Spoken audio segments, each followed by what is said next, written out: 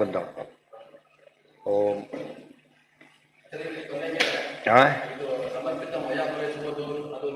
ಹೌದು ಹೌದು ಹೌದು ಹೌದು ಹೌದು ಹೌದು. ಮತ್ತೆ ಅದು ಅದಕ್ಕೋಬಾರ್ದು, ಅಲ್ಲಿ ಓದ್ಕೋಬಾರ್ದು. ಗೊತ್ತಾಯ್ತು. ಎಷ್ಟೋ ಜನ ಮಾಡಿಬಿಡ್ತಾರೆ. ಕೊನೆ ಲೇಖಕರು ಬರೆದಿರ್ತಾರೆ, ಅದನ್ನು ಮೂರ್ಖಾರ ವಾಕ್ಯ ಅಂತ ಸೇರಿಸ್ಬಿಡ್ತಾರೆ. ಅದನ್ನು ನೋಡ್ಬೇಕಾದ್ರೆ ಗಮನಿಸ್ತಾ ಹೋಗಿ ಮುಕ್ತಾಯ ಆಯಿತು ಅಂದಮೇಲೆ ಬರೆದ ಶ್ಲೋಕಗಳೆಲ್ಲ ಏನದು ಇವ್ರದ್ದು. ಸಾಮಾನ್ಯವಾಗಿ ಕೊನೆಗೆಲ್ಲ ಲಿಪಿಕಾರರವರೆಲ್ಲ ಕೈಲಿ ಬರಿತಾ ಇದ್ರು. ಬರೆದಾಗ ಏನು ಮಾಡ್ತಿದ್ರು, ಬರೆದ ಆದ್ಮೇಲೆ ಕೊನೆಗೆ ಸಮರ್ಪಣೆ ಮಾಡ್ತಾ ಇದ್ರು.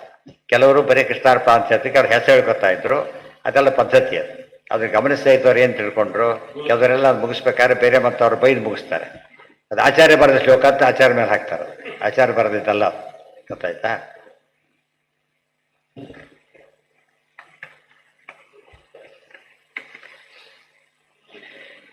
ಈಗ ಶ್ರೀಯಪತ್ತೆ ನಿತ್ಯಾಗಣಿತ ಗುಣಮಾಣಿಕ್ಯ ವಿಶದ ಪ್ರಭಾ ಜಾಲೋಲ್ಲಾಸೋಪಹತ ಸಕಲಾವದ್ಯ ತಪಸೇ ಜಗಜ್ಜನ್ಮಸ್ಥೇಮ ಪ್ರಳಯ ರಚನಾ ಶೀಲವಪುಷೇ ನಮೋ ಅಶೇಷಾಮ್ನಾಯ ಸ್ಮೃತಿ ಹೃದಯ ದೀಪ್ತಾಯ ಹರಯೇ ನಾರಾಯಣಂ ನಿಖಿಲಪೂರ್ಣಗುಣೈಕದೇಹಂ ನಿರ್ದೋಷಮಾಪ್ಯತಮಮಪ್ಯಖಿಲೈಸ್ಸುವಾಕ್ಯೈಃ ಯಶೋದ್ಭವಾದಿತಮಶೇಷವಿಶೇಷತೋಪಿ ವಂದ್ಯಂ ಸದಾ ಪ್ರಿಯತಮಂ ಮಮ ಸನ್ನಮಾಮಿ ನ ಶಬ್ದಾಬ್ಧೌ ಗಾಢಾ ನ ಚ ನಿಗಮಚರ್ಚಾಸು ಚತುರಾ ನ ಚ ನ್ಯಾಯೇ ಪ್ರೌಢಾ ನ ಚ ವಿದಿತವೇದ್ಯಾ ಅಪಿ ವಯಂ ಪರಂ ಶ್ರೀಮತ್ಪೂರ್ಣಪ್ರಮತಿಗುರುಕಾರುಣ್ಯಸರಣಿಂ ಪ್ರಪನ್ನಾಃ ಮಾನ್ಯಾಸ್ಮಃ ಕಿಮಪಿ ಚ ವದಂತೋऽಪಿ ಮಹತಾಂ ನಾರಾಯಣಂ ನಿಖಿಲಪೂರ್ಣಗುಣೈಕದೇಹಂ ನಿರ್ದೋಷಮಾಪ್ಯತಮಮಪ್ಯಖಿಲೈಃ ಸುವಾಕ್ಯೈಃ ಯಸ್ಯೋದ್ಭವಾದಿತಮಶೇಷವಿಶೇಷತೋಪಿ ವಂದ್ಯಂ ಸದಾ ಪ್ರಿಯತಮಂ ಮಮ ಸನ್ನಮಾಮಿ.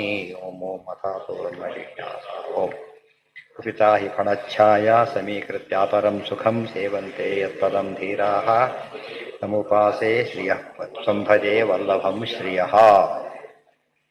ಈಗ ಬರೀ ಜ್ಞಾನ ಅಂತ ಒಪ್ಕೊಂಡ್ರು ಕೂಡ ಇನ್ನೇನು ಸರ್ವಜ್ಞ ಅವೆಲ್ಲ ಬಿಟ್ಟುಬಿಡೋಣ. ದೇವ್ರಿಗೆ ಜ್ಞಾನ ಇದೆಯಲ್ಲ ಕೊನೆ ಅಷ್ಟೇ. ಇಷ್ಟಾರು ಒಪ್ತೇನಪ್ಪ. ದೇವ್ರಿಗೆ ಜ್ಞಾನ ಇಲ್ಲ ಅಂದರೆ ಏನಾಗುತ್ತೆ, ಶೂನ್ಯ ಆಗಿಬಿಡ್ತಾನೆ. ಜ್ಞಾನ ಅಂತ ಒಪ್ಪಬೇಕು ಅಂದ ತಕ್ಷಣ ಏನಿರಬೇಕಾಗ ಒಂದು ತಿಳಿಯಲ್ಪಡೋ ವಸ್ತು ಇರಬೇಕು, ಜ್ಞೇಯ ಇರಬೇಕು, ಮತ್ತು ಜ್ಞಾತೃ ಇರಬೇಕು. ಜ್ಞಾನ ಮೂರು ಇಲ್ದ ಹೋದರೆ ಏನಾಗುತ್ತೆ, ಜ್ಞಾನ ಶಬ್ದಕ್ಕೆ ಅರ್ಥ ಇಲ್ಲ. ಕೆಲವರು ಹೇಳ್ತೇವೆ ನಾವು ಅದಕ್ಕೆ ಸಾಪೇಕ್ಷ ಪದಗಳು. ಕೆಲವು ಸದ್ಯಕ್ಕೆ ಏನಿದ್ದಾರೆ ಇದ್ದಾರೆ ಅಂತ ಅರ್ಥ ಹೇಳಿದ ಅಂತ ತಿಳ್ಕೊಂಬೇಡ. ಯಾರು ಎಲ್ಲಿ ಅಷ್ಟು ಹೇಳಬೇಕು.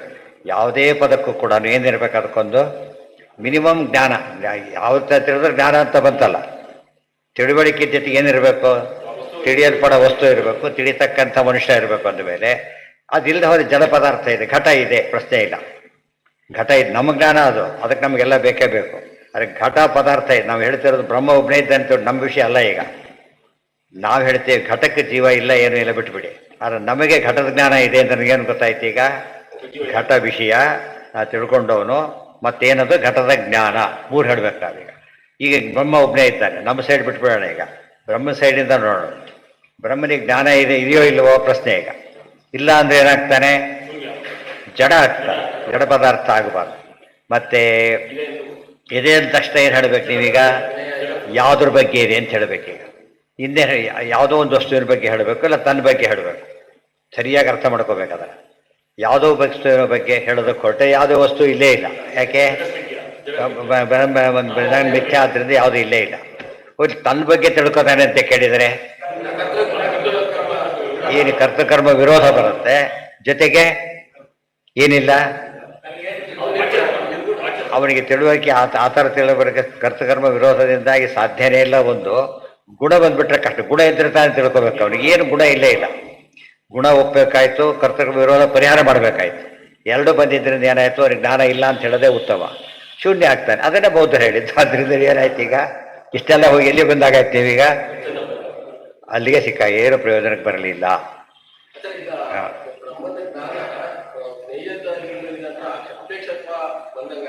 ಹಾಂ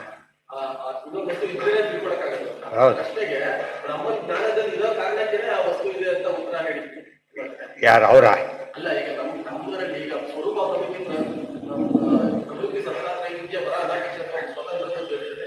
ಹೌದು. ಅಲ್ಲಿ ಈಗ ವಸ್ತು ಇದ್ರೇನೆ ದೇವ್ರ ಜ್ಞಾನ ಬರೋದು ಅಂದ್ರೆ ವಸ್ತು ಮೇಲೆ ಅಪೇಕ್ಷತ್ವ ಬಂತು, ಸ್ವತಂತ್ರ ಆಗಕ್ಕೆ ಸಾಧ್ಯ ಇಲ್ಲ. ಉತ್ತರ ಏನ್ ಕೊಟ್ಟಿದ್ದು ಅಂದ್ರೆ ಬ್ರಹ್ಮನ್ ಜ್ಞಾನದಲ್ಲಿ ಇರೋ ಕಾರಣಕ್ಕೆ ವಸ್ತು ಹಾಂ ಸರಿ ಮುಂದೆ. ಹಾಂ ಈಗ ಒಂದು ಅಪೇಕ್ಷತ್ವ ಬರುತ್ತೆ, ಹಾಂ ಒಂದು ಜ್ಞೇಯ ಇದ್ದು ಜ್ಞಾನ ಬರುತ್ತೆ ಅಂದ್ರೆ, ಹಾಂ ಹಾಂ ಇಲ್ಲ ಜ್ಞೇಯನೇ ಇರ್ಲಿಲ್ಲ ಅಂದ್ರೆ, ಹಾಂ ಒಂದು ಜ್ಞಾನದಲ್ಲಿ ಜ್ಞೇಯ ಎಕ್ಸಿಸ್ಟೆನ್ಸ್ ಅಲ್ಲಿ ಬಂತು ಅಂದ್ರೆ, ಹಾಂ ಅವಾಗ ಈ ಪ್ರಶ್ನೆ ಇವಾಗ ನಮಗೆ ಪ್ರಶ್ನೆ ಸುಲಭ ಅದು, ಏನು ಸಮಸ್ಯೆನೇ ಇಲ್ಲ. ಇವತ್ತು ಸೂರ್ಯ ಬೆಳಕು ಕೊಡ್ತಾನೆ, ವಸ್ತು ಇದ್ರೆ ಕಾಣುತ್ತೆ, ಹೋದ್ರೆ ಕಾಣೋದಿಲ್ಲ. ಅಂದ್ರೆ ಏನು ಯಾವುದೋ ಡಿಪೆಂಡ್ ಆಗಿಲ್ಲ ಸೂರ್ಯ. ಈಗ ರಾತ್ರಿ ಹುಣ್ಣು ಎಲ್ಲ ಮರ್ಕೊಂಡ್ಬಿಡುತ್ತೆ, ಚಂದ್ರ ಹುಟ್ಟು ಏನು ಮಾಡಬೇಕಾಗಿದ್ರೆ ಹೋಗ್ಲಿ, ದೇವರಿದ್ದಾರೆ. ಅಷ್ಟೆಲ್ಲ ಗುಣಮಯ ಯಾರು ತಿಳ್ಕೊಳ್ಳೋದಿಲ್ಲ, ಯಾರು ಏನು ಉಪಯೋಗ ತಿಳ್ಕೊಂಡು ಹೇಳ್ತಾರಾ? ಅದಕ್ಕೆ ವಿಷಯಾಪೇಕ್ಷೆ ನ ಜ್ಞಾನಂ ವಿಷಯಶ್ಚ ವಿಶೇಷಿತಂ ಅನ್ನೋ ವ್ಯಾಖ್ಯಾನದ ಮಾತು. ವಿಷಯ ಅವ್ರಿಗೆ ಪ್ರಶ್ನೆ ಏನು ಗೊತ್ತಾಯ್ತಾ? ದೇವರು ಸ್ವತಂತ್ರ ಅಂತ ಕರಿತೀರಿ, ಅದು ಯಾವುದೋ ಡಿಪೆಂಡ್ ಆಗಿಲ್ಲ ಅಂತೀರಿ. ಮತ್ತು ನಾವೇ ಇಲ್ಲವ್ರು ನಮ್ಮ ಜ್ಞಾನ ದೇವರಿಗೆ ಏನು ಬರ್ತಿತ್ತು?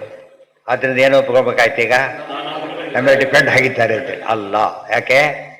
ಜ್ಞಾನ ಪ್ರಕಾಶ ಇದೆ, ಇದ್ದರೆ ವಸ್ತು ಕಾಣುತ್ತೆ, ಇಲ್ಲದ್ರೆ ಕಾಣೋದಿಲ್ಲ. ಅದರಿಂದ ಪ್ರಕಾಶ ಯಾವುದೋ ಡಿಪೆಂಡ್ ಆಗಿಲ್ಲ, ವಸ್ತು ಇಡಬೇಕೆ ಡಿಪೆಂಡ್ ಆಗಿಲ್ಲ. ವಸ್ತು ಕಾಣಲಿಕ್ಕೆ ವಸ್ತು ಪ್ರಕಾಶ ಡಿಪೆಂಡ್ ಆಗಿದೆ ಹೊರತು ಪ್ರಕಾಶ ವಸ್ತುವಿನ ಡಿಪೆಂಡ್ ಆಗಿಲ್ಲ.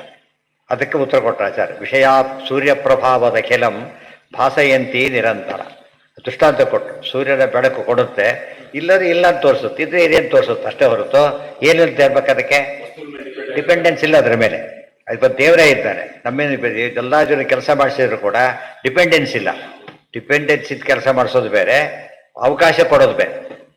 ಅವಕಾಶ ಕೊಡೋದು ಅನುಗ್ರಹ ಅಷ್ಟೇ ಹೊರತು ಡಿಪೆಂಡೆನ್ಸ್ ಅಲ್ಲ. ನಿರ್ವಾಹ ಇಲ್ಲ, ಬೇಕೇ ಬೇಕು, ಅದು ಡಿಪೆಂಡೆನ್ಸ್ ಅಂತ.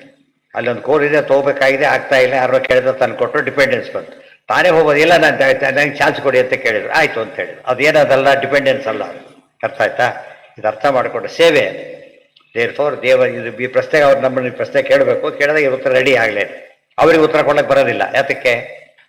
ವಿಷಯಗಳೇ ಇಲ್ಲ. ಆದ್ದರಿಂದ ಅದು ನಮ್ಮ ದೇವರಿಗೆ ಏನಿದೆ, ತನ್ನ ಜ್ಞಾನ ಇದೆಯಲ್ಲ, ಯಾರು ಡಿಪೆಂಡೆನ್ಸ್ ಬೇಕಿಲ್ವಲ್ಲ. ನಿಮ್ಮ ಆ ಪ್ರಶ್ನೆ ಒಪ್ಪಿದ್ರು ಕೂಡ ಸಮಸ್ಯೆ ಇಲ್ಲ. ಯಾಕೆ? ತನ್ನ ತಾನು ಡಿಪೆಂಡ್. ಅದು ಒಪ್ಪಾಗಿಲ್ಲ, ಕರ್ತೃಗಳ ವಿರೋಧ ಬರುತ್ತೆ, ತನ್ನ ಗುಣಗಳು ಬೇರೆ ಇಲ್ಲ, ನಮಗೆ ಆ ಸಮಸ್ಯೆ ಬರಲೇ ಇಲ್ಲ. ತನ್ನನ್ನು ತಾಂಡಿರೋ ಡಿಪೆಂಡೆನ್ಸಾ? ತನ್ನನ್ನು ತಾನೇ ತಿಳ್ಕೊಳ್ಳೋ ಡಿಪೆಂಡ್, ನನ್ನ ಕಾಲ ಮೇಲೆ ನಿಂತಿರೋ ಡಿಪೆಂಡೆನ್ಸ್ ಅದು ಅಲ್ಲ. ಆದ್ದರಿಂದಾಗಿ ಏನಾಗಲಿಲ್ಲ, ದೋಷ ಬರಲಿಲ್ಲ. ನಿಮಗೆಲ್ಲ ದೋಷನೂ ಬಂತೀಗ. ನಮ್ಮ ಪಕ್ಷಕ್ಕೆ ಅವ್ರ ಪ್ರಶ್ನೆ ಕೇಳಿದಷ್ಟು ಸಿದ್ಧಾಂತ ಏನು ಗೊತ್ತಾ? ತೊಳೆದಷ್ಟು ಪಾತ್ರೆ ಶುದ್ಧ ಆಗುತ್ತಂತೇವಲ್ಲ, ಹಾಗೆ ತೊಳೆದಷ್ಟು ಪಾತ್ರೆ ಹೇಗೆ ಶುದ್ಧ ಆಗುತ್ತೋ, ನಾವು ಎಷ್ಟು ಬಿಟ್ಟು ತೊಳೆಯೋದು ನೀರು ಬೇಕಲ್ಲ. ನೀರು ಅಂದರೆ ಶಾಸ್ತ್ರ. ಶಾಸ್ತ್ರ ಓದಿದಷ್ಟು ಏನಾಗುತ್ತೆ, ನಮ್ಮ ಮತ ಇನ್ನೂ ಹೆಚ್ಚು ಬೆಳಕಿ ಬರುತ್ತೆ. ಆ ಬೇರೆಯವ್ರದ್ದು ಏನಾಗ್ಬಿಡುತ್ತೆ, ಕೇಳಿದಷ್ಟು ಕೂಡ ಮುಚ್ಚೋಗ್ಬಿಡುತ್ತೆ. ಇರೋದ್ರಿಂದ ಇನ್ನೂ ಕೂಡ ಹೇಯ ಅನಿಸ್ಬಿಡುತ್ತೆ. ಹಾಗಾಗಬಾರ್ದು. ಸರಿಯಾಗಿ ಅರ್ಥ ಮಾಡ್ಕೋಬೇಕು. ಅದು ನಮ್ಮಲ್ಲಿ ಪ್ರಶ್ನೆ ಕೇಳಬಾರ್ದು, ಪ್ರಶ್ನೆನೇ ಇಲ್ಲ. ಅವ್ರ ಕೊನೆಗೆ ಸಿಟ್ಟು ಬಂದ್ಬಿಡುತ್ತೆ. ಅವ್ರು ಏನು ಮಾಡ್ತಾರೆ ಗೊತ್ತಾ? ಏನು ಮಾಡ್ತಾರೆ? ಏನು ಬಾಯಿ ಅಂತ ಮಾತಾಡ್ತೀರಾ, ನಿಮ್ಮ ಮಾತೇ ಆಡೋದಿಲ್ಲ, ಹೋಗಿ ಏನು ಮಾಡ್ತೀರಿ? ಮಾತೇ ಆಡೋದಿಲ್ಲ, ಹೋಗೋದು ಏನಂತ ಅಲ್ಲಿಗೆ ಉತ್ತರ ಗೊತ್ತಿಲ್ಲ ಅಂತ. ಅದಕ್ಕೆ ಅನುಕ್ತಿ ದೋಷ. ಅದು ಅನುಕ್ತಿ ಅಂದ್ರೆ ಏನು? ಉತ್ತರ ಕೊಡೋ ಮಾತೇ ಇಲ್ಲದಿರುವಿಕೆ. ಆನ್ಸರ್ಲೆಸ್ ಅಂದ್ರೆ ಏನು? ಸೋತೋದ ಅಂತ. ಆ ಅರ್ಥದಲ್ಲಿ ಇದೆಲ್ಲ ಪ್ರಶ್ನೆಗಳು ಬೇಸಿಕ್ ಪ್ರಶ್ನೆ. ಯಾವ ಪ್ರಶ್ನೆ ಕೇಳಿದ್ರು ಕೂಡ ನಿಮಗೆ ತರ್ಕದ ಉತ್ತರ ಬೇಕಾ? ತರ್ಕದ ಉತ್ತರ ಸರಿ. ಇನ್ನು ಫೈನಲ್ ಆಗಮ ಇದ್ದೇ ವಿಷಯಾಪೇಕ್ಷೆನ ಜ್ಞಾನಂ ವಿಷಯಶ್ಚ ವಿಶೇಷಿತಂ. ವಿಷಯ ಇದ್ರೆ ಏನಂತ ಹೇಳುತ್ತಷ್ಟೇ. ಇಲ್ಲವ್ರು ಏನಾಗುತ್ತೆ, ಅದು ಯಾರು ಸ್ನಾನ ಮಾಡಿ ನಿಂತು ಬಿಡುತ್ತೆ ಗಂಗಾ ನದಿ, ಯಾವ ನದಿ ನಿಲ್ಲೋದಿಲ್ಲ. ದೃಷ್ಟಾಂತ ಅದೇ. ಆಕಾಶಾತ್ ಪತಿತಂ ತೋಯಂ ಯಥಾ ಗಚ್ಚತಿ ಸಾಗರಂ. ಅದು ಹೆರಲಿಕ್ಕೆ ಏನು ಬೇಕು? ಯಾರು ನೋಡ್ತಾರೆ, ನನ್ನ ಮಾಡ್ತಾರೋ ಇಲ್ಲ, ಏನು ನೋಡ್ತಾರೆ, ತನ್ನ ಪಾಡೆ ಇರ್ತಾನೆ ಇರ್ತದೆ. ಆ ಜ್ಞಾನ ಹಾಗೇ ಇರ್ತದೆ ಹೊರತು ಅಲ್ಲಿ ತಿರುವು ಬಂತು ತಿರುಗ್ತದೆ, ಎಲ್ಲಿ ಹೋದ್ರಿಲ್ಲ. ಅದ್ರ ಮೇಲೆ ಡಿಪೆಂಡ್ ಆಗಿಲ್ಲ. ಅದು ತನ್ನ ಸಹಜ ಅದು ಹೋಗೋದು. ಯಾವುದಕ್ಕೆ? ಎಲ್ಲಿರ್ತಾರೆ? ಒಳಗಿರ್ತಾರಲ್ಲ, ಎಲ್ಲಿ ಹೋಗ್ತಾರೆ? ಮತ್ತೆ ತಾನು ಒಳಗಿದ್ದಾರೆ, ಮುಗೀತೀಗ. ಇಲ್ಲಿದ್ದು ಮೈಸೂರು ಪಾಕ್ ಏನಾಯ್ತು, ಒಳಗೋಯ್ತು ಅಷ್ಟೇ. ನಾಶ ಆಗಿದೆ ಅದು. ನಾಶ ಆಗಿತ್ತು ಅಂತ ಹೇಳೋದಿಲ್ವಲ್ಲ, ಮುಗೀತು. ದೇವರಿಗೆ ಅದ್ರ ಹೊಟ್ಟೆ ಮೇಲೆ ಡಿಪೆಂಡೆನ್ಸ್ ಅದಿಲ್ಲ. ಯಾಕೆ? ಅವಿವ್ಯಕ್ತ ಇದೇ ಇಲ್ಲ. ಅಪ್ರಾಕೃತ ಶರೀರ ಏನಾಗೋದಿಲ್ಲ, ಹೊಟ್ಟೆ ಭಾರ ಇಟ್ಟು ಅದು ಯಾವುದು ಪ್ರಶ್ನೆ ಬರೋದೇ ಇಲ್ಲ. ಇದು ನೋಡಿ, ಜ್ಞಾತೃಜ್ಞೇಯ ವಿಹೀನಂಚ ಜ್ಞಾನಂ ಚೇತ್ ಭೋಕ್ತೃಭೋಗ್ಯತಃ ಹೀನಂ ಭೋಜನಮೇವ ಸ್ಯಾತ್ ತಾಡನಂ ಕರ್ತೃತಾಡ್ಯತಃ. ಎಷ್ಟು ಚೆನ್ನಾಗಿ ದೃಷ್ಟಾಂತ ಕೊಡ್ತಾರೆ. ಈಗ ಜ್ಞಾತೃಜ್ಞೇಯ ವಿಹೀನಂ, ಜ್ಞಾತೃನೂ ಇಲ್ಲ, ಜ್ಞೇನೇನೂ ಇಲ್ಲ ಅಂತ ಜ್ಞಾನ ಹೇಗೆ ಅಂದರೆ ಭೋಕ್ತೃಭೋಗ್ಯ ಇಲ್ಲ. ಫಸ್ಟ್ ಕ್ಲಾಸ್ ಭೋಜನ, ಗೊತ್ತಾಯ್ತಾ? ಫಸ್ಟ್ ಕ್ಲಾಸ್ ಭೋಜನ ಆಯಿತು. ಯಾರು ಮಾಡಿದರು? ಯಾರೂ ಇಲ್ಲ. ಏನು ಬಡಿಸಿದ್ರು? ಏನೂ ಇಲ್ಲ. ಭೋಜನ ಹೇಗಾಗುತ್ತೆ? ಭೋಜನಕ್ಕೆ ಏನಿರ್ಬೇಕು? ಯಾವಾಗಲೂ ಬೇಕು, ಭೋಜ್ಯ ಪದಾರ್ಥ ಬೇಕು, ಭೋಕ್ತೃ ಇರಬೇಕು. ಭೋಕ್ತೃ ಇಲ್ಲದೆ ಹೋದರೆ ಭೋಜ್ಯ ಇಲ್ಲದೆ ಹೋದರೆ ಏನಿರೋದಿಲ್ಲ, ಭೋಜನಕ್ಕೆ ಅರ್ಥ ಇಲ್ಲ. ಸೊ ಜ್ಞಾತೃ ಜ್ಞೇಯ ಇಲ್ಲದೆ ಹೋದರೆ ಜ್ಞಾನಕ್ಕೆ ಅರ್ಥ ಇಲ್ಲ. ದೃಷ್ಟಾಂತ ಕೊಟ್ಟು ಅದೇ ರೀತಿಯೇ ಹೀನಂ ಭೋಜನಮೇವ ಚೇತ್ ಭೋಕ್ತೃಭೋಗ್ಯತಃ ಹೀನಂ ಭೋಜನಮೇವ ಸ್ಯಾತ್. ಹಾಗಿದ್ರೆ ಭೋಜನ ಅದು ಅಲ್ಲ. ಏನಾಯ್ತು? ಚೇತನಸ್ಯ ಸ್ವಭಾವನೇ ಅಲ್ಲಿಂದ ಮಾಡೋದು. ಇಲ್ಲಿದೆ ಚೇತನ ಸ್ವಭಾವ ಆಗಿದೆಯಲ್ಲ, ಚೈತನ್ಯ ಮಿತಿ ಗೀಯತೆ. ಚೈತನ್ಯ ಡೆಫಿನೇಷನ್ ಏನು ಗೊತ್ತಾ? ನಿಮ್ಮ ಪ್ರಕಾರ ದೇವರು ಚೇತನ ಅಂತ ಒಪ್ಕೊಂಡ ತಕ್ಷಣ ಏನಿದೆ ಅಂತ ಒಪ್ಕೋಬೇಕು? ಚೈತನ್ಯ ಒಪ್ಪೋದು. ಚೈತನ್ಯ ಒಂದು ಗುಣ, ಅಲ್ಲಿಗೆ ಕಥೆ ಮುಗೀತು. ಚೈತನ್ಯ ಡೆಫಿನೇಷನ್ ಹೇಳ್ತಾರೆ, ಚೇತನಸ್ಯ ಸ್ವಭಾವೋ ಹಿ ಚೈತನ್ಯ ಮಿತಿ ಗೀಯತೆ. ಚೇತನನ ಸ್ವಭಾವ ನಿತ್ಯ ಧರ್ಮ ಅದು. ಚೇತನ ನಿತ್ಯ, ಘಟಕ್ಕೆ ಘಟತ್ವ ಎಂಥ ಧರ್ಮ ಅದು? ನಿತ್ಯ ಧರ್ಮ. ಇನ್ನು ಪೇಂಟಿಂಗ್ ಗೀಟಿಂಗ್ ಬೇಕಾದ್ರೆ ಹೋಗ್ಬೋದು, ಅದು ಹೋಗೋದಿಲ್ಲ. ಅದೇ ರೀತಿ ಚೈತನ್ಯ ಅಂತ ಒಂದಿರಿ ಮಿನಿಮಮ್ ಏನಿರ್ಬೇಕು ಅದಕ್ಕೆ ಹೋಗಲಿ? ಚೈತನ್ಯ ಏನು ಎಲ್ಲ ಬಿಟ್ಬಿಡು. ಚೈತನ್ಯ ಒಂದಾರು ಒಪ್ಪಬೇಕು. ಯಾಕೆ ಜಡದಿಂದ ಅದು ಡಿಫ್ರೆಂಟ್ ಆಗ್ಬೇಕಾದ್ರೆ ಏನಾಗಬೇಕದು? ಚೈತನ್ಯ ಅನ್ಸ್ಕೋಬೇಕು, ಅದು ಚೈತನ್ಯ ಇರಬೇಕು. ಅದು ಜಡಕ್ಕೂ ಹಾಗೆ, ಚೇತನದಿಂದ ಬಿಡ್ಲ ಅನ್ಸ್ಕೋಬೇಕಾದ್ರೆ ಅದರಲ್ಲಿ ಏನಿರಬೇಕು? ಜಡತ್ವ ಇರಬೇಕದು. ಜಡದಲ್ಲಿ ಜಡತ್ವ ಇರಬೇಕು, ಚೇತನಲ್ಲಿ ಚೈತನ್ಯ ಇರಬೇಕು. ಅದು ಚೇತನತ್ವ ಎರಡು ಒಂದೇ. ಆ ಚೇತನ ಶಬ್ದಕ್ಕೆ ಅರ್ಥ ಏನು? ಚೈತನ್ಯಕ್ಕೆ ಚೇತನಸ್ಯ ಸ್ವಭಾವ ಅಂತ ಹೇಳಬೇಕು. ತಸ್ಮಾತ್ ವಿಶೇಷ ಬಾಹುಲ್ಯಂ ಚೈತನ್ಯಸ್ಯ ವಿಶೇಷತಃ. ಹಾಗಿದ್ರೆ ನಮಗೆ ಭಾರಿ ಸ್ವಲ್ಪ ಉತ್ತರ ಕೊಡೋದು. ಅಲ್ಲಿ ಸಮಸ್ಯೆ ಬಂತು ಅವ್ರಿಗೀಗ. ಚೇತನಿಗೂ ಚೈತನ್ಯ ಏನು ಸಂಬಂಧ ಅಂತ ಪ್ರಶ್ನೆ ಬಂತು. ಅದು ಇರಲೇಬೇಕಾದ ಫಸ್ಟ್, ಅದು ಇರಲೇಬೇಕು ಫಸ್ಟ್. ಅದು ಜೊತೆಗೆ ಏನು ಸಂಬಂಧ ಅಂತ ಹೇಳೋದಕ್ಕೆ ಕೊಟ್ಟರೆ ಅಭೇದ ಹೇಳಾಗಿಲ್ಲ. ಅಭೇದ ಹೇಳಿದರೆ ಎರಡು ಪದ ಉಪಯೋಗಿಸ್ಬಾರ್ದು, ಒಂದೇ ಪದ ಉಪಯೋಗಿಸ್ಬೇಕು. ನಮ್ಮಲ್ಲಿ ಸಮಸ್ಯೆ ಇಲ್ಲ. ಏನಿದೆ ನಮ್ಮಲ್ಲಿ? ಅವರ ವಿಶೇಷ ಇಲ್ಲ, ಅದರಿಂದ ಸಮಸ್ಯೆ ಬಂತು. ಎರಡನೇದಾಗಿ ವಿಶೇಷ ಬಾಹುಲ್ಯಂ ಚೈತನ್ಯಸ್ಯ ವಿಶೇಷತಃ. ಒಂದಲ್ಲ ವಿಶೇಷ, ಅಷ್ಟು ಭಾರಿ ಒಪ್ಪದೆ ಹೋದರೆ ಒಂದು ಪದಾರ್ಥ ಒಪ್ಪಲಿಕ್ಕೆ ಆಗೋದಿಲ್ಲ. ಅಲ್ಲಿ ಉತ್ತರ ಹೋಯ್ತು ನಿಮಗೆ. ಇನ್ನು ನೆಕ್ಸ್ಟ್ ಪ್ರಶ್ನೆ ಇರೋದೇನು? ಆಯಿತು, ಚೈತನ್ಯ ಒಪ್ಪಿದೆ ಅಂತ ತಿಳ್ಕೊ, ಆ ಜ್ಞಾನ ಇದೆ ಅಂತ ಒಪ್ಕೋಬೇಕು. ಜ್ಞಾನ ಒಪ್ಕೊಂಡ್ರೆ ನಾ ಜ್ಞೇಯ ಜ್ಞಾತೃ ಹೀನಂ ಹಿ ಜ್ಞಾನಂ ನಾಮ ಕ್ವಚಿತ್ ಭವೇತ್. ಅದನ್ನು ಓದಿದ್ವಿ. ಜ್ಞೇಯ ಜ್ಞಾತೃ ಇಲ್ಲದೆ ಹೋದರೆ ಏನಂತ ಆಗೋದಿಲ್ಲ ಅದು? ಕೆಲವು ಹೇಳ್ತಾರೆ ನಮ್ಮ ಕಡೆ ಆಗುತ್ತೆ, ನಿಮ್ಮ ಕಡೆ ಆಗುತ್ತೆ ಅಂತೇಳಿ. ಕ್ವಚಿತ್ ಎಲ್ಲೂ ಇರಲಿಕ್ಕೆ ಸಾಧ್ಯ ಇಲ್ಲ. ಎಲ್ಲೂ ಕೆಲವು ಪದಾರ್ಥ ಇಲ್ಲಿ ಇರೋದಿಲ್ಲ, ಸಿಗೋದಿಲ್ಲ. ಈಗ ಉದಾಹರಣೆಗೆ ಬಂಜರು ಭೂಮಿಯಲ್ಲಿ ಏನೂ ಸಿಗೋದೇ ಇಲ್ಲ. ಬೆಟ್ಟದಲ್ಲಿ ಕೆಲವು ಸಿಗುತ್ತೆ, ತಗ್ಗಲ್ಲಿ ಕೆಲವು ಸಿಗೋದಿಲ್ಲ. ಸಮಸ್ಯೆಗಳಿದೆ. ಆದರೆ ಕ್ವಚಿತ್ ಅಂತ ಹೇಳಿದಾಗ ಈ ಪ್ರಶ್ನೆ ಎಲ್ಲೆಲ್ಲೂ ಬರೋದಿಲ್ಲ. ನಮ್ಮ ಕಡೆ ನಿಮ್ಮ ಕಡೆ ಅಂತ ಪ್ರಶ್ನೆ ಬರೋದಿಲ್ಲ. ಜ್ಞಾತೃ ಜ್ಞೇಯ ಜ್ಞಾನ ವಿಹೀನಶ್ಚ ಜ್ಞ ಇತ್ಯತ್ರ ನಚ ಪ್ರಭಾ. ಜ್ಞೇಯನೂ ಇಲ್ಲ, ಜ್ಞಾನ ಇರಬೇಕಾದ್ರೆ ಜ್ಞೇಯ ವಿಹೀನ ಬರಬೇಕು. ದೇವರು ಜ್ಞಾನ ಇಲ್ಲ ಅಂತಾಯ್ತು. ಮೂರು ಇಲ್ಲದೆ ಹೋದರೆ ಅವನೇನಾಗಲಿಕ್ಕೆ ಸಾಧ್ಯ ಇಲ್ಲ. ಜ್ಞ ಅಂತ ಪದ ಅವನಿಗಿಲ್ಲ. ಜ್ಞ ಅಂದ್ರೆ ಏನು? ಜ್ಞಾನಿ ಅಂತ. ಜ್ಞಾನಿ ಅನ್ನೋ ಹೆಸರೇ ಅವನಿಗಿಲ್ಲ. ಗೊತ್ತಾಯ್ತಾ? ಯಾವ ವಿಷಯ ಓದಿಲ್ಲ ಅದನ್ನು ಓದಿದ ಅಂದರೆ ತಪ್ಪದು. ವೈದ್ಯಕೀಯದ ಜ್ಞಾನ ಇಲ್ಲ, ವೈದ್ಯ ಅಂತ ಕರೆದ್ರೆ ತಪ್ಪಲ್ವಾ? ಅದೇ ರೀತಿ ಯಾವ ಜ್ಞಾನ ಇಲ್ಲದಾದ್ರೆ ಏನಾಯ್ತಲ್ಲ, ಶೂನ್ಯ ಆಯ್ತು ಅಷ್ಟೇ, ಹೊರತು ಏನೋ ಅರ್ಥನೇ ಇಲ್ಲ. ಇತ್ಯತ್ರ ನಚ ಪ್ರಮಾ ಜ್ಞಾತೃಜ್ಞೇಯ ವಿಹೀನಂಚ ಜ್ಞಾನಂ ಚೇದ್ ಭೋಕ್ತೃಭೋಗ್ಯತಃ ಹೀನಂ ಭೋಜನಮೇವ ಸ್ಯಾತ್ ತಾಡನಂ ಕರ್ತೃತಾಡ್ಯತಃ. ಈ ತಾಡನ ಕಾರ್ಯ ಕೂಡ ಯಾವ್ದಿರ್ಬೇಕೀಗ? ಹೊಡೆಯೋದು, ಹೊಡೆಯೋನೊಬ್ನಿರ್ಬೇಕು, ಹೊಡ್ಸ್ಕೊಳ್ಳೋನೊಬ್ರು, ಹೊಡೆಯುವ ಕ್ರಿಯೆ ಆಗಬೇಕು. ಇವೆಲ್ಲ ಇಲ್ಲದೆ ಹೋದರೆ ಒಂದು ಪದಾರ್ಥ ಉಪಯೋಗಿಸಕ್ಕೆ ಬರೋದಿಲ್ಲ. ದೇರ್ಫೋರ್ ಎರಡು ದೃಷ್ಟ, ಭೋಜನ ಮತ್ತು ತಾಡನ. ಈ ತಾಡನಕ್ಕೆ ಹೇಗೆ ತಾಡ್ಯ ಮತ್ತು ತಾಡಕ ಇರಬೇಕು, ಭೋಜನಕ್ಕೆ ಭೋಜ್ಯ ಭೋಗ್ತಾ ಇರಬೇಕು, ಜ್ಞಾನಕ್ಕೆ ಜ್ಞೇಯ ಜ್ಞಾತೃ ಇರಬೇಕು. ಆದ್ದರಿಂದ ನಿಮ್ಮ ನಿರ್ಗುಣತ್ವ ಪೂರ್ತಿ ಹೊರಟೋಯ್ತು ಅಂತ ಹೇಳಿದ. ನೆಕ್ಸ್ಟ್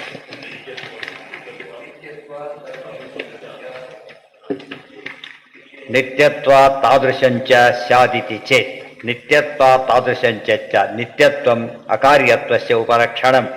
ಅಕಾರ್ಯವಾಗಿದ್ದ ಇರಬಹುದು ಅಂತ ಕೇಳಿದ್ರೆ ನಿತ್ಯವಾಗಪಿ ವಾಚ್ಯಭಕ್ತೃ ವಿಹೀನ ಸ್ಯಾತ್. ಅದು ಕೇಳ್ತಾರೆ. ಜ್ಞಾನದ ವಿಷಯ ಬಂದಾಗ ನಿತ್ಯತ್ವ ಅನ್ನೋದು ಕೆಲಸಕ್ಕೆ ಬರೋದಿಲ್ಲ. ಉದಾಹರಣೆಗೆ ನಿತ್ಯತ್ವ ಇದೆ ಯಾವುದರ ವೇದಗಳಲ್ಲಿ, ಆದರೂ ಏನಿರ್ಬೇಕು ಅದಕ್ಕೆ? ವಾಚ್ಯಭಕ್ತರು ಇದ್ದಾರೆ. ಎಲ್ಲದನ್ನು ಪರಮಾತ್ಮ ಸದಾ ನೋಡ್ತಾನೆ, ಸದಾ ಹೇಳ್ತಾನೆ. ಆದ್ದರಿಂದ ಇರ್ಲಿಕ್ಕೆ ಅನುಕೂಲ ಆಯಿತು. ಇಲ್ಲದ್ರೆ ಏನಾಗ್ತಿರ್ಲಿಲ್ಲ, ಅದು ಇರ್ತಾನೆ ಇರಲಿಲ್ಲ. ಅದು ಇರ್ತಾನೆ ಇರಲಿಲ್ಲ, ನಿತ್ಯ ಆಗೋ ಚಾನ್ಸ್ ಇಲ್ಲೇ ಇಲ್ಲ, ವಸ್ತುವೇ ಆಗ್ತಿರಲಿಲ್ಲ. ಸೊ ನಿತ್ಯವಾಕ್ಯಗಳು ಹೇಗಿದೆಯೋ ನಿತ್ಯತ್ವ ಅನ್ನೋದು ಉತ್ತರ ಅಲ್ಲ ಅದಕ್ಕೆ. ನಿತ್ಯತ್ವ ಅನ್ನೋದು ಇನ್ನೂ ಕನ್ಫರ್ಮ್ ಮಾಡಿದ ಪ್ರಶ್ನೆ ಏನು ಮಾಡುತ್ತೆ, ಇನ್ನೂ ಕೂಡ ಗಟ್ಟಿ ಮಾಡುತ್ತೆ. ಒಮ್ಮೆ ಊಟ ಮಾಡ್ತಾನೆ, ಏಕಾದಶಿ ಮಾಡೋದೆಲ್ಲ ನೆನೆಯಲಿಕ್ಕೆ ಬರುತ್ತೆ. ಆದರೆ ನಿಮ್ಮ ಪ್ರಕಾರ ಯಾವ ಕಾಲಕ್ಕಿರೋದು ಅಂತ ಹೇಳಿದರೆ ಅದನ್ನು ಇನ್ನೂ ಪ್ರಾಬ್ಲಮ್ಸ್ ಗಟ್ಟಿ ಆಯಿತು. ಏನು ಗಟ್ಟಿ ಆಯಿತು? ಈ ಮೂರು ಇರಲೇಬೇಕು ಒಂದು ಗಟ್ಟಿ ಆಯಿತು ಹೊರತು ನಿತ್ಯತ್ವ ಉತ್ತರ ಅಲ್ಲ ಅದಕ್ಕೆ. ಆ್ಯಕ್ಚುಲಿ ನಮ್ಮ ಪ್ರಶ್ನೆಗೆ ಇನ್ನೂ ಸ್ಥಿರತೆ ತಂದು ಕೊಡ್ತಕ್ಕಂಥ ಶಕ್ತಿ ಅದಕ್ಕಿದೆ. ನಹಿ ಸಾ ಚೈವ ತಾದೃಶಿ, ಅದು ಹಾಗಿರ್ಲಿಕ್ಕೆ ಸಾಧ್ಯ ಇಲ್ಲ. ನಿತ್ಯವಾಕ್ ಆಗಿದೆಯಾ? ಒಪ್ತರು ಇದ್ದಾನಲ್ಲ, ಶ್ರೋತೃಗಳಿದ್ದಾರಲ್ಲ ಬ್ರಹ್ಮಾದಿಗಳು, ವಕ್ತು ಭಗವಂತ ಇದ್ದಾರಲ್ಲ, ಆದ್ದರಿಂದ ಅದಕ್ಕೆ ನಿತ್ಯ ವಾಕ್ತಕ್ಕೆ ಅರ್ಥವನ್ನು ವಾಕ್ ಅಂತ ತಕ್ಷಣ ಏನಿರಬೇಕು, ವಕ್ತ ಇರಬೇಕು ಮತ್ತು ವಕ್ತವ್ಯ ಪದಾರ್ಥ ಇರಬೇಕು. ವಕ್ತ ಹೇಳೋನು, ವಕ್ತವ್ಯ ವಿಷಯ, ಆಗ ವಾಕ್ ಅಂತ ಆಗುತ್ತೆ. ಸೊ ನಿತ್ಯವಾಕ್ಯವು ಕೂಡ ಮೂರಿದ್ದೇ ಇದೆಯಲ್ಲ. ಈಗ ಪರಮಾತ್ಮ ಕೂಡ ತನ್ನಲ್ಲೇ ತಾನಿದ್ದಾನೆ, ಅದನ್ನು ಹೇಳ್ಬೇಕು. ದೇವರು ತಾನೇ ಇದ್ದ, ಯಾರ ಮೇಲೆ ಡಿಪೆಂಡ್ ಆಗಿಲ್ಲ ಹೇಳಿ ಆಯಿತು. ತನ್ನಲ್ಲೇ ಇದ್ದಾನೆ ಅಂತ ಹೇಳಬೇಕಲ್ಲ. ಈಗ ತಾನು ತನ್ನಲ್ಲೇ ಇದ್ದಾನೆ, ಅಲ್ಲೂ ಕೂಡ ಏನಾಯಿತು, ಎಲ್ಲರತ್ರ ವ್ಯಾಪ್ತವಾದ ಪರಮಾತ್ಮನಿಗೂ ಕೂಡ ತನ್ನಲ್ಲೇ ತಾನಿರಬೇಕೆಂಬ ವಿಷಯ ಹೇಳದೆ ಹೋದ್ರೆ ಏನಾಗುತ್ತದೋ, ಹೊರಗಡೆ ಇಲ್ಲ, ತನ್ನಲ್ಲಿರಲಿಕ್ಕಾಗೋದಿಲ್ಲ ಅಂದರೆ ಏನಾಯ್ತಲ್ಲ, ಇಲ್ಲ ಅಂತಲೇ ಆಗುತ್ತಲ್ಲ. ಆ ರೀತಿ ಪ್ರಶ್ನೆ ಬರೋದಿಲ್ಲ. ನಮಗೆ ವಿಶೇಷ ಒಪ್ಪಿದ್ರಿಂದ ಯಾವ ಸಮಸ್ಯೆನೂ ಬರೋದಿಲ್ಲ. ದ್ರಷ್ಟಾರೋ ವೇದವಾಚೋ ಹಿ ಸಂತಿ ವಾಚ್ಯಾನಿ ಚಾಂಜಸ. ಪರಮಾತ್ಮ ದೃಷ್ಟವಾಗಿದ್ದಾನೆ, ಆಯ ನಮಗೆ ಕಾಣೋದಿಲ್ಲ ಅಂದ್ಬಿಟ್ರೆ ಹಾಳಾಗೋಗ್ಲಿ. ದ್ರಷ್ಟಾರೋ ವೇದವಾಚ, ಗಾಯತ್ರಿ ಮಹಾಮಂತ್ರಸ್ಯ ವಿಶ್ವಾಮಿತ್ರ ಋಷಿ ಅಂತ ಹೇಳೋದಿಲ್ಲ. ದೃಷ್ಟಗಳಿದ್ದಾರಲ್ಲ, ಒಂದು ವಸ್ತು ಅಂದಮೇಲೆ ಏನಿರ್ಬೇಕದು, ಇಂಥವ್ರು ಓನರ್ ಇರ್ಬೇಕದು. ಯಾರು ಇಲ್ಲ ಸರ್ಕಾರ ಅಂತ ಹೇಳ್ತಾರೆ, ಯಾರು ಇಲ್ಲ ಅಂತ ಹೇಳ್ತಾರೆ. ಅದಕ್ಕೆ ಸರ್ಕಾರದ ಅಷ್ಟೇ ಹೊರತು ಯಾರ್ದಲ್ಲ ಅದು. ಯಾರು ಇಲ್ಲ ಅಂತ ನೋಡಿದ್ರೆ ಯಾರು ಓನರ್ ಇಲ್ಲದ ಜಾಗ ಇರುತ್ತೋ ಇಲ್ಲೋ ಅಂತ ಕೇಳೋದಾದ್ರೆ ತಪ್ಪದು. ಅದು ಕಾನ್ಸೆಪ್ಟ್ ಒಪ್ಪೋದೇ ಇಲ್ಲ, ಸರ್ಕಾರನೇ ಒಪ್ಪೋದಿಲ್ಲ ಫಸ್ಟ್ ಅದು. ಹಾಗಿದ್ರೆ ಯಾರು ಮಾಡಬೇಕಾದ್ರೆ ಹೋಗ್ಲಿ. ಈಗ ಡಿನೋಟಿಫೈ ಮಾಡಿ, ಯಾರು ನೋಟಿಫೈ ಮಾಡಬೇಕು, ಅವ್ನು ಕೈಲಿದ್ರು ಡಿನೋಟಿಫೈ ಹೇಗೆ ಮಾಡ್ತಾರೆ? ಅದು ಅರ್ಥ ಏನು ಅದಕ್ಕೆ? ದುಡ್ಡು ಯಾರು ತಗೋತಾರೆ ಮತ್ತೆ ಅದನ್ನು ಮಾರಿದ ಮೇಲೆ? ಸರ್ಕಾರ ತಗೊಳ್ಳೋದು. ಮತ್ತೆ ಎಲ್ಲ ಹೋಗ್ಬೇಕು ಅವನೀಗ? ಅಲ್ಲೇ ಇಟ್ಟು ಹೋಗ್ಬಿಡೋಕ್ಕಷ್ಟೇ. ನಿಮ್ಗೆ ಕೊಡೋರು ಯಾರು? ರೈಟ್ ಅದು ರಿಜಿಸ್ಟರ್ ಮಾಡಿಕೊಡೋರು ಯಾರು? ಕೆಲವು ಪದಗಳನ್ನು ಯೋಚನೆ ಮಾಡಿದರೆ ಅವು ಕೆಲವು ಮತಗಳು ಎಷ್ಟು ಅಬ್ಸರ್ಡ್ ಅಂತೀವಲ್ಲ, ಆಬ್ವಿಯಸ್ ಆಗಿ ತಪ್ಪು ಅಂತ ಗೊತ್ತಾಗ್ಬಿಡುತ್ತೆ. ಆ ರೀತಿ ಹೇಳಕ್ಕೆ ಬರೋದಿಲ್ಲ. ನಿತ್ಯೋ ದ್ರಷ್ಟಾಚ ವಾಚ್ಯಶ್ಚ ಭಗವಾನೇವ ಚ ಸ್ವಯಂ. ನಿತ್ಯ ದ್ರಷ್ಟ, ನಿತ್ಯ ವಾಚ್ಯ ಯಾರು? ಭಗವಂತನೇ, ಬೇರೆ ಯಾರೂ ಇಲ್ಲ. ನಹಿ ವಕ್ತೃ ವಿಹೀನ ವಾಚ್ಯಹೀನ ಅಪಿ ವಾಕ್ ಕ್ವಚಿತ್. ವಕ್ತೃವಿಹೀನ ವಾಚ್ಯಹೀನವಾದ ವಾಕ್ ಇರಲಿಕ್ಕೆ ಸಾಧ್ಯ ಇಲ್ಲ. ಸೊ ಜ್ಞಾನನೂ ಹಾಗೇನೆ. ಕೆಲವು ಅನೇಕ ದೃಷ್ಟಾಂತಗಳನ್ನು ಕೊಟ್ಟು, ಭೋಜನ ಒಂದು ದೃಷ್ಟಾಂತ, ತಾಡನ ಒಂದು, ಜ್ಞಾನಕ್ಕೆ ಇವೆಲ್ಲ ಸಪೋರ್ಟ್ ಇನ್ನೊಂದು ಕೊಟ್ಟರು. ಈಗ ಈ ವಾಚ್ಯ ವಾಚಕ ಭಾವ ಸಂಬಂಧ ಇಲ್ಲದೆ ಹೋದರೆ ವಾಕಿಗೆ ಅರ್ಥ ಇಲ್ಲ. ಎಲ್ಲ ತಿಳ್ಕೊಂಡಾಗ ನಿಮ್ಮ ಮತ ಯಾವ ಯುಕ್ತಿಗೂ ಉಳಿಲಿಕ್ಕೆ ಸಾಧ್ಯ ಇಲ್ಲ ಅಂತ ಹೇಳ್ತಾರೆ. ಜ್ಞಾತೃಜ್ಞೇಯ ವಿಹೀನಂಚ ಜ್ಞಾನಮೇವ ನ ತದ್ಭವೆ. ದೇರ್ಫೋರ್ ಜ್ಞಾತೃಜ್ಞೇಯ ಎರಡೂ ಇಲ್ಲ ನಿಮ್ಮ ಪ್ರಕಾರ. ಮತ್ತು ಜ್ಞಾನ ಹೇಗಾಗುತ್ತೆ? ಜ್ಞಾನ ಅಲ್ಲ ಅಂದಮೇಲೆ ಅದು ಇನ್ನು ಶೂನ್ಯ ಕೂಡ ಜ್ಞಾನ ಬೇಕು. ಮತ್ತೆ ಶೂನ್ಯದ ಜ್ಞಾನ, ಶೂನ್ಯ ಎಲ್ಲಿದೆ ಮತ್ತೆ ಶುರುವಾಗಿ ಆಗತ್ತೆ, ಸಾಧ್ಯವೇ ಇಲ್ಲ. ನಹಿ ನಿತ್ಯೋಪಿ ವಕ್ತಾಸ್ತಿ ವಾಕ್ಯವಾಚ ವಿವರ್ಜಿತ. ನಹಿ ನಿತ್ಯೋಪಿ ವಕ್ತಾ ಅಸ್ತಿ ವಾಚ್ಯ ವಿವರ್ಜಿತ. ಈ ಪ್ರಶ್ನೆ ಇಟ್ಟುಕೊಂಡೇ ಕೊನೆಗೊಂದು ಪ್ರಶ್ನೆ ಹಾಕಿದ್ರು ಎಲ್ಲರೂ ಕೂಡ. ಏನು ಪ್ರಶ್ನೆ ಹಾಕ್ತಾರೆ? ವೇದಗಳಲ್ಲಿ ಇಂದ್ರಾದೇವತೆಗಳ ಹೆಸರಿದೆ, ನಾವು ಒಪ್ಪಿದ್ದೇವೆ. ಇಂದ್ರಾದಿ ಪರ ಅಂತ ಅಲ್ಲ ಅಂತ ನಾವು ಹೇಳೋದಿಲ್ಲ. ಆದರೆ ಮುಖ್ಯ ವೃತ್ತಿಯಲ್ಲಿ ಅಲ್ಲ ಅಂತ ಹೇಳ್ತೇವೆ ಹೊರತು ಅಮುಖ್ಯ ವೃತ್ತಿಯಲ್ಲಿ ಅವರು ಆಚಾರ್ಯ. ಅಗ್ನಿ ಸೂಕ್ತನೇ, ಸಂಶಯ ಇಲ್ಲ. ಅದು ಮುಖ್ಯವಾಗಿ ಪರಮಾತ್ಮ ಸೂಕ್ತ ಒಂದು ಒಪ್ತೇವೆ ಅಷ್ಟೇ ಹೊರತು ನಾವು ಇವತ್ತು ನಮ್ಮ ಲ್ಯಾಂಡು ಕೂಡ ಗೌರ್ಮೆಂಟ್ ಸೇರಿದ್ದೆ. ಯಾರು ಕೂಡ ಏನು ಮಾಡ್ಲಿಕ್ಕೆ ಬರೋದಿಲ್ಲ. ಯಾವುದೇ ನಾವು ತಗೋತೀವಿ, ಅಕ್ವೈರ್ ಮಾಡ್ತೀನಿ, ಮಾಡ್ಲಿಕ್ಕೆ ಬರುತ್ತೆ ಅದಕ್ಕೆ. ಅದೇ ರೀತಿ ನಮ್ಮ ವಿಷ್ಣು ಸರ್ವೋತ್ತ ಮತ್ತು ಆಚಾರ ಮತ ಹೇಗಿದೆ ಅಂದರೆ ನಿತ್ಯ ಫಾಲೋ ಮಾಡ್ತಿರೋದು ಅದನ್ನೇ ನಾವು. ನಮ್ಮನೆ ಆಯ್ತಲ್ರಿ, ಯಾರು ಗೌರ್ಮೆಂಟ್ ಹಕ್ಕಿಲ್ಲ ಅಂತ ಯಾರು ಹೇಳಕ್ಕೆ ಬರುತ್ತಾ? ಸಾಧ್ಯ ಇಲ್ಲವೇ ಇಲ್ಲ. ಅಲ್ಲೂ ಕೆಲವು ನಿಯಮಗಳಿದೆ. ತೋರ್ತಿದ್ದ ನಿಧಿ ಸಿಕ್ತು, ಗೌರ್ಮೆಂಟ್ ತಗೊಂಡು ಒಂದು ಪೈಸೆ ಮುಟ್ಟಾಗಿಲ್ಲ ಅವನು, ಮುಟ್ಟಿ ದೊಡ್ಡ ಅಪರಾಧ. ಅಲ್ಲಿ ಸೈಟ್ನಿಂದ ಇರ್ಬೋದು, ಒಳ ಸಿಗೋ ಪದಾರ್ಥ ನಿಂದಲ್ಲ. ಅಂದರೆ ಅಬ್ಸಲ್ಯೂಟ್ಲಿ ಅವ್ರದ್ದಲ್ಲ. ನಮ್ಮಲ್ಲಿ ಸ್ವಾತಂತ್ರ್ಯ ಅವರು ಕೂಡ ಹಾಗೇನೆ. ಎಂಥ ಸ್ವಾತಂತ್ರ್ಯ? ಅದು ದೇವ್ರ ಮೇಲೆ ಡಿಪೆಂಡ್ ಆಗಿರೋ ಸ್ವಾತಂತ್ರ್ಯ. ಡಿಪೆಂಡ್ ಸ್ವಾತಂತ್ರ್ಯ ಎಂಬುದು ಏನು ಪದಗಳವೆಲ್ಲ ಕಾಂಟ್ರಡಿಕ್ಟರಿ ಸ್ಟೇಟ್ಮೆಂಟ್. ಆದ್ದರಿಂದ ನಮ್ಮಲ್ಲಿ ಸ್ವಾತಂತ್ರ್ಯ ಇಲ್ಲ ಅಂತ ಹೇಳಬೇಕು ಹೊರತು ಡಿಪೆಂಡೆಂಟ್ ಸ್ವಾತಂತ್ರ್ಯ ಇದೆ ಅಂತ ಹೇಳಬಾರ್ದು. ಡಿಪೆಂಡೆಂಟ್ ಇಂಡಿಪೆಂಡೆನ್ಸ್ ಇದೆ ಅದು ಏನರ್ಥ? ಅದಕ್ಕೆ ಇಂಡಿಪೆಂಡೆನ್ಸ್ ಇಲ್ಲ ಅಂತ ಅಷ್ಟೇ. ಸ್ವಾತಂತ್ರ್ಯ ಪದ ಸ್ವಾತಂತ್ರ್ಯ ಇಲ್ಲ ಅಂತ ಅರ್ಥ. ಅರ್ಥ ಆಯ್ತಾ? ಇಲ್ಲಿ ದತ್ತ ಅಂತ ಕೇಳ್ಬೇಕಾದ್ರೆ ಕೊಡಲ್ಪಟ್ಟ ಸ್ವಾತಂತ್ರ್ಯ ಅಂದರೆ ಅದಲ್ಲ ಅಂತ ಆಯ್ತಲ್ಲ. ಅದರಿಂದ ಆ ಪದ ಸರಿಯಾಗಿ ಅರ್ಥ ಮಾಡ್ಕೊಂಡವರಿಗೆ ವಿರೋಧ ಕಾಣಿಸೋದೇ ಇಲ್ಲ. ಕೊಡಲ್ಪಟ್ಟ ಸ್ವಾತಂತ್ರ್ಯ ಎಲ್ಲಿದೆ? GPA ಕೊಡ್ತಾನೆ. GPA ಕೊಡೋದನ್ನ ಅರ್ಥ ಏನು? ಆ GPA ಇದ್ದಾಗ ಅಷ್ಟೇ, ಅದು ಪರ್ಟಿಕ್ಯುಲರ್ ಪರ್ಪಸ್ಸೇ ಕೊಟ್ಟಿರೋದು ಅಷ್ಟೇ ಹೊರತು ಅವನು ಆ GPA ಕೊಟ್ಟಿದ್ದ ತಾನೇ ಬಂದ. ಏನು ಬರಬಾರ್ದು ಅಂತ ಹೇಳಾಗಿಲ್ಲ. ಆಗ ಅವನೇ ಬಂದುಬಿಟ್ಟೆ. ಈಗ ಅವ್ನು ತೊಗೊಳ್ಳೋರು ಕೊಡಿ ಮಾಡ್ತಾ ಅವ್ರ ಕೈಲೇ ಮಾಡಿಸ್ತೀನಿ ಅಂತಾನೆ. ಅದಕ್ಕೆ ಅವನು ಬಂದಾಯ್ತು, ನಿನಗಿಂತ ಅದೇ ಇನ್ನೂ ಶ್ರೇಷ್ಠ ಆಯ್ತಲ್ಲ. ಅರ್ಥ ಆಯ್ತಾ? ಈಗ ಅದರ ಕರ್ತೃ ದತ್ತ ಸ್ವಾತಂತ್ರ್ಯ ಅನ್ನೋ ಪದಕ್ಕೆ ಸ್ವಾತಂತ್ರ್ಯ ಅಭಾವ ಅರ್ಥನೇ ಹೊರತು ಸ್ವಾತಂತ್ರ್ಯ ಇದೇ ಕೊಡ್ಲಕ್ಕೆ ಬರುತ್ತೆ ಅಂತ ಹೇಳ್ಕೊಂಡ್ರೆ ಕೊಡ್ಲಕ್ಕೆ ಬರೋ ವಸ್ತು ಸ್ವಾತಂತ್ರ್ಯನೇ ಅಲ್ಲ. ಹಾಗೆ ಸ್ವಾತಂತ್ರ್ಯ ಅರ್ಥನೇ ಹೋಗ್ಬಿಡುತ್ತೆ. ಸೊ ನಿತ್ಯ ಈಗ ಅಷ್ಟು ಹೇಳಿದ್ರಿ. ಹಾಗಿದ್ರೆ ಎಲ್ಲವೂ ವಾಕ್ಯಗಳು ಮುಖ್ಯ ವೃತ್ತಿಯಲ್ಲಿ ಪರಮಾತ್ಮನ ಹೇಳೋದಾದರೆ ವೇದಗಳು ನಿತ್ಯ ಅಂತ ಹೇಳಿದ್ರಿಂದ ಪ್ರಳಯ ಕಾಲದಲ್ಲಿ ಬೇರೆ ಪದಾರ್ಥ ಇಂಥ ದೇವತೆಗಳು ಇರೋದಿಲ್ಲ ಆದ್ದರಿಂದ ವಾಕ್ಯಗಳು ಏನು ಮಾಡಬೇಕು ಎಂಥ ಪ್ರಶ್ನೆ ನಿಮ್ಮ ಪ್ರಶ್ನೆ ಉತ್ತರ ಕೊಡೋದು ಕಷ್ಟ ನೀವೆಲ್ಲ ಬೇರೆಯವರು. ಯಾಕೆ ವಸ್ತುಗಳೇ ಇಲ್ಲ, ಪ್ರತಿಪಾದ್ಯ ವಸ್ತುವೇ ಇಲ್ಲ, ಇದು ಆಬ್ಸೆಂಟ್ ಅಂತ ಹೇಳ್ತಾರೆ. ಹಾಗಾಗಿ ಆ ಎಲ್ಲ ದೇವ್ರ ಪರಾದ ಸಮಸ್ಯೆನೇ ಬರಲಿಲ್ಲ. ಯಾತಕ್ಕೆ? ದೇವ್ರ ಪರ ಅಲ್ಲ, ದೇವ್ರು ಯಾವಾಗ ಇರ್ತಾನಲ್ಲ. ನಿತ್ಯ ವಾಕ್ಯನಿಂದ ವಾಚ್ಯನಾದವನು ಏನಾಗಿರಬೇಕು? ನಿತ್ಯ ವಸ್ತುನೇ ಆಗಿರ್ಬೇಕು. ಅರ್ಥ ಆಯ್ತು ಈಗ? ಪುರಾಣ ವಾಕ್ಯಗಳನ್ನ ಏನು ಹೇಳ್ಬೋದಾಗಿದ್ರೆ ಒಂದು ಸ್ತೋತ್ರ ಬರೋದು, ಸ್ತೋತ್ರ ನೋಡೋಕೆ ಕೇಳಿಸೋಡಿದ್ರೆ ಇಲ್ಲ ಅಂದ್ರೆ ಇಲ್ಲ, ಹೋಯ್ತದೆ. ಪ್ರತಿಪಾದ್ಯ ವಸ್ತುನೇ ಇಲ್ಲ. ಯಾರು ಸಭೆಗೆ ಬಂದಿರೋದಿಲ್ಲ ಇನ್ನೂ ಕೂಡ ಅವ್ರ ಪರಿಚಯ ಬಂಧನ ಮಾಡ್ಕೊಡ್ತೀವಿ ಅಂತ ನಮ್ಗೆ ಆಡ್ಕೊಡೋದಿಲ್ಲ, ಬಿಟ್ಟು ಬಿಡ್ತಾರೆ. ಕೆಲವು ಸಲ ಲೇಟಾಗಿರ್ತದೆ, ಅವರು ಕತೆ ಮುಗಿತಾರೆ. ಯಾಕೆ ಕೇಳೋರಿಲ್ಲೇ ಇಲ್ಲ, ಕೇಳೋನೇ ಇಲ್ಲ. ಆದ್ದರಿಂದ ಇರಬೇಕದು. ದೇವರು ಇದ್ದಾನಾದ್ರಿಂದ ವೇದವಾಕ್ಯಗಳ ನಿತ್ಯತ್ವಕ್ಕೆ ಎಷ್ಟು ಮಹತ್ವ ಬಂತು. ಇವೆಲ್ಲ ಎಷ್ಟು ಸಟ್ಲ್ ಕ್ವಶನ್ಸ್ ಗೊತ್ತಾ? ಇದು ಉತ್ತರ ಕೊಡದೆ ಹೋದ್ರೆ ಮತ ಆಗೋದೇ ಇಲ್ಲ. ಇದಕ್ಕೆಲ್ಲ ಉತ್ತರ ಕೊಡ್ತಾರೆ ಆಚಾರ. ಸರ್ವಮೂಲ ಅಂತೇಳಿ ದೊಡ್ಡ ನಿಧಿ ಇಲ್ಲಿ ಯೋಚನೆ ಮಾಡಲಿಕ್ಕಾಗದೇ ಇರೋದಷ್ಟು ವಿಷಯ ತುಂಬಿದೆ ಅದು. ನಿತ್ಯೋದ್ರಷ್ಟಾಚ ವಾಚ್ಯಶ್ಚ ಭಗವಾನೇವ ಚ ಸ್ವಯಂ ನಹಿ ವಕ್ತೃವಿಹೀನಾಚ ವಾಚ್ಯಹೀನಾಪಿ ವಾಕ್ವಚಿತ್ ನಹಿ ನಿನ್ನೊಂದಿದೆ ಜ್ಞಾತೃಜ್ಞೇಯ ವಿಹೀನಂಚ ಜ್ಞಾನಮೇವ ನ ತದ್ಭವೆ ನಹಿ ನಿತ್ಯೋಪಿ ವಕ್ತಾಸ್ತಿ ವಾಕ್ಯವಚ್ಚ ವಿವರ್ಜಿತ. ವಾಕ್ಯನೂ ಇಲ್ಲ, ವಾಚ್ಯ ಇಲ್ಲ. ಒಬ್ಬ ನಿತ್ಯ ಪದಾರ್ಥ ಇನ್ನೊಂದೇ ಆಗಲ್ಲ ನೋಡಿ. ನಿತ್ಯ ವ್ಯಕ್ತಿ ಒಬ್ಬನಿದ್ದಾನೆ ಅಂತ ತಿಳ್ಕೊಂಬೋಣ. ನಿತ್ಯ ವ್ಯಕ್ತಿ ಮಾತಾಡ್ಬೇಕಾದ್ರೆ ವಾಕ್ಯ ಏನಾಗಿರ್ಬೇಕಾಗಿದ್ರೆ ನಿತ್ಯ ವಾಕ್ಯನೇ ಆಗಿರ್ಬೇಕು. ಇಲ್ಲವ್ರು ಏನಾಗುತ್ತೆ? ಅವನು ಮಾತೇ ಇಲ್ಲ ಅಂತ ಆಯ್ತು.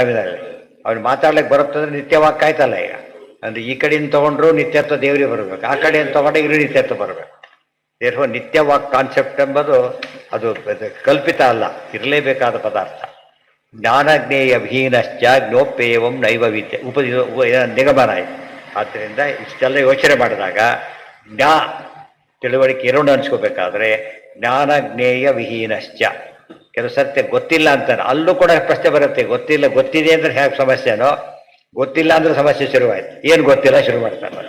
ಯಾರಿಗೆ ಗೊತ್ತಿಲ್ಲ, ಏನು ಗೊತ್ತಿಲ್ಲ, ಮತ್ತೆ 3 ಗಂಟೆ ಬಿದ್ದಿಡೋದು. ಅವ್ರಿಗೆ ಎಷ್ಟು ಇಲ್ಲ ಅಂದ್ರೂ ಸ್ವಜತೆ, ಇದ್ದು ಅಂದ್ರೂ ಯಾವ ಮತನ ಒಪ್ಪೋದಿಲ್ಲ, ಮತ್ತೆ ಶುರುವಾಯ್ತು. ಯಾವ ಮತ ಒಪ್ಪೋದಿಲ್ಲ ಹೇಳಪ್ಪಾಗಿದ್ರೆ ಆ ಮತದ ಯಾವುದೋ ಅರ್ಥನೇ ಇಲ್ಲ ಅದಕ್ಕೆ. ಸರಿಯಾಗಿ ಯೋಚನೆ ಮಾಡಿದರೆ ಕೆಲವು ಪದಗಳಿಗೆ ಒಂದೇ ಪದಾರ್ಥ ಇರಲಿಕ್ಕೆ ಸಾಧ್ಯನೇ ಇಲ್ಲ ಅದು. ಸೊ ಜ್ಞಾನ ಅನ್ನೋ ಪದ ಒಪ್ಕೊಂಡ್ಮೇಲೆ ಕನಿಷ್ಠ ಎಷ್ಟು ಜನ ಇರಬೇಕಾಯ್ತು ಅಲ್ಲಿಗೆ? 3 ಒಬ್ಬನೇ ಇದ್ದರೆ ಅವನಲ್ಲಿ ಗುಣಗಳಿದ್ದು ಈ ವಿಶೇಷದಿಂದಾಗಿ ವಿರೋಧ ಬರದಂತೆ ನೋಡ್ಕೋಬೇಕು. ಇಷ್ಟೆಲ್ಲ ಸಮಸ್ಯೆ ಇಟ್ಕೊಳ್ಳೋದಕ್ಕಿಂತ ದೇವರಿದ್ದಾನೆ, ದೇವ್ರ ವಿಷಯ ಒಂದು, ಉಳಿದವರಿದ್ದಾರೆ, ದೇವರು ನೋಡ್ತಾನೆ, ಸಮಸ್ಯೆನೇ ಬರಲೇ ಇಲ್ಲ. ಸರ್ವ ಕಿಂಚ ಇವೆಲ್ಲ ಏನಂತಾರೆ ಗೊತ್ತಾ? ಇದಕ್ಕೆಲ್ಲ ಅವ್ರೇನು ತಿಳ್ಕೊಂಡ್ರು, ದ್ವೈತಿಗಳೆಲ್ಲ ಏನೋ ವಿಷ್ಣು ನಾರಾಯಣ ವಾಯು ಏನೋ ಹೆಸರು ಹಾಕೊಂಡು ಓಡಾಡ್ತಾರೆ. ತತ್ವಗಳೆಲ್ಲ ಇವೆಲ್ಲ ಕೂಡ ಏನಿವು? ವ್ಯಕ್ತಿಗಳಷ್ಟೇ, ವ್ಯಕ್ತಿಗಳಿವು ಅಂತಾಗತ್ತೆ. ಅಲ್ಲ, ತತ್ವ ರೆಪ್ರೆಸೆಂಟ್ ಮಾಡಿ ವ್ಯಕ್ತಿನ ಹೇಳ್ತೇವೆ ಹೊರತು ನಾವು ಬೇಸಿಕಲಿ ಏನಿರೋದಲ್ಲಿ ತತ್ವ ಏನಿರೋದು. ಅವರೆಲ್ಲ ಮೆಟಾಫಿಸಿಕ್ಸ್, ನಿಮ್ದೆಲ್ಲ ರಿಲಿಜನ್ ಅಂತ ಕರೀತಾರೆ. ತಪ್ಪು ಗೊತ್ತಾಯ್ತಾ? ನಾವು ಅರ್ಥ ಆಗ್ಲಿಕ್ಕೆ ಏನು ಮಾಡಿದ್ದಾರೆ ನಾವೀಗ? ವ್ಯಕ್ತಿ ರೂಪದಲ್ಲಿ ಹೇಳಿರೋದಷ್ಟು. ದೇವರು ವ್ಯಕ್ತಿನೇ ಹೌದು, ತತ್ವನೂ ಹೌದು. ಉಳಿದವ್ರು ತತ್ವಕ್ಕೆ ಬಂದು ಮತ್ತೆ ಹೋಗ್ತಾರೆ. ಗೊತ್ತಾಯ್ತು? ತತ್ವಕ್ಕೆ ಬರೋ ಆಫೀಸರ್ ಬಂದರೆ ರಿಟೈರ್ ಆದಷ್ಟೇ. ಆ ಪೋಸ್ಟ್ ರಿಟೈರ್ ಆಗಲಿಲ್ಲ, ವ್ಯಕ್ತಿ ರಿಟೈರ್ ಆದ. ಪೋಸ್ಟ್ ನಿತ್ಯ, ಇದು ಮಾತ್ರ ನಿತ್ಯ. ಇದನ್ನು ಅರ್ಥ ಮಾಡಿಕೊಂಡು ಯಾವ ಸಮಸ್ಯೆ ಬರುತ್ತೆ? ಇದನ್ನು ತಾತ್ವಿಕವಾಗಿ ಹೇಳಿದ್ರ ಬದಲು ನಮ್ಮಲ್ಲಿ ಏನು ಅಭ್ಯಾಸ ಆಯಿತು ಅಂದರೆ ಬರೀ ಈ ರೀತಿ ಹೇಳಿ ಹೇಳಿ ಜನ ಏನು ತಿಳ್ಕೊಂಡ್ಬಿಟ್ರು, ಇದು ಫಿಲಾಸಫಿನೇ ಅಲ್ಲ ಅಂತ ತಿಳ್ಕೊಂಡು. ಆ್ಯಕ್ಚುಲಿ ಅವ್ರ ಫಿಲಾಸಫಿ ಹೇಳೋಕ್ಕೆ ಬರೋದಿಲ್ಲ, ಫಿಲಾಸಫಿನೇ ಅಲ್ಲ. ನಮ್ಮ ಫಿಲಾಸಫಿನ ಹೇಳೋ ರೀತಿ ಇದು. ಮಧ್ಯೆ ಮಧ್ಯೆ ಫಿಲಾಸಫಿ ಹೇಳೋದು ಬಿಟ್ಟಿದ್ದಕ್ಕೆ ಏನಾಯ್ತು? ಬರ್ತಾ ಯಾರು ನೋಡಿದ್ರೆ ಮನೆ ಯಾರು ಹಾಕಿ ಉಪಯೋಗ ಮಾಡ್ತಾರಲ್ಲ ಹಾಗಾಯ್ತು. ಯಾರು ಕೇರ್ ಟ್ಯಾಕ್ಟ್ರಲ್ಲಿ ಬೇಗ ಹಾಕ್ಕೊಂಡು ಹೋದರೆ ಬೇಗ ಹೊಡೆದು ಇನ್ನೊಬ್ಬರು ಕೊಡ್ತಾನೆ, ಬಂದು ಓಡಿಸೋವರೆಗೂ ಇರ್ಬೋದು ಅವರಷ್ಟೇ. ಹಾಗೆ ಮಾಡೋದಂತಾನೆ ಮತ್ತೆ ಮತ್ತೆ ಇದು ವಾಕ್ಯಾರ್ಥಗಳಾಗಬೇಕಾದ್ರೆ ಆ ದೃಷ್ಟಿಯಿಂದನೇ ಹೊರತು ಟೈಮ್ ಪಾಸ್ಗೆ ಆಗಬಾರ್ದು. ಕಿಂಚ ಸರ್ವವಿಲೋಪಶ್ಚ ಕೇನಮಾನೇನ ಗಮ್ಯತೆ. ಸರ್ವವಿಲೋಪ ಅಂತ ಹೇಳ್ತೀಯಲ್ಲ, ಅದಕ್ಕೇನಪ್ಪ ಸತ್ಯ ಅಂತ ಕೇಳ್ತಾರೆ. ಅದು ನಾಳೆ ಸರ್ವವಿಲೋಪ ಪ್ರಶ್ನೆಗೂ ಅರ್ಥ ಇಲ್ಲ. ಮತ್ತೆ ಸರ್ವವಿಲೋಪ ಯಾರು ಮಾಡ್ತಾರೆ, ಯಾವಾಗ ಆಗುತ್ತೆ, ಮತ್ತೆ ಶುರುವಾಗುತ್ತೆ ಅಲ್ಲೂ ಕೂಡ ಪ್ರಶ್ನೆ.